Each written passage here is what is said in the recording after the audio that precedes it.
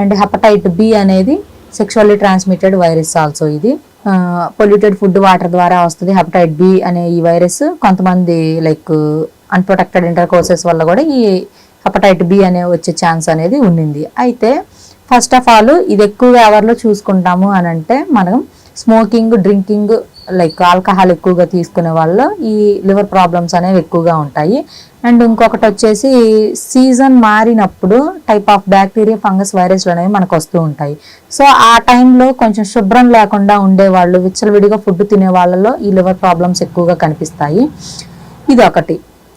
అయితే ఈ liver problem ఇంకొకటి, కొంతమంది ఎక్కువగా నాన్ వెజ్ తీసుకుంటూ ఉంటారు. అండ్ నాన్ వెజ్తో పాటు లైక్ చెత్త ఆయిల్స్ అన్ని వాడుతూ బయట జంక్ ఫుడ్లు, ఆయిలీ ఫుడ్స్ ఎక్కువగా తినే వాళ్ళు ఉంటారు. సో వీళ్ళకి కూడా లివర్ ప్రాబ్లమ్స్ అనేవి ఎక్కువగా వస్తూ ఉంటాయి. సో లైక్ ఈ లివర్ ప్రాబ్లమ్స్లో ఏంటి అంటే ఫ్యాటీ లివర్ ఉంటుంది. అండ్ లైక్ కొంతమందికి లివర్ ఎక్కువగా ఉంటుంది ఒకటి. అండ్ కొంతమందిని చూసుకుంటే లివర్ అనేది కుళ్ళిపోయినట్లుగా తయారవుతూ ఉంటుంది.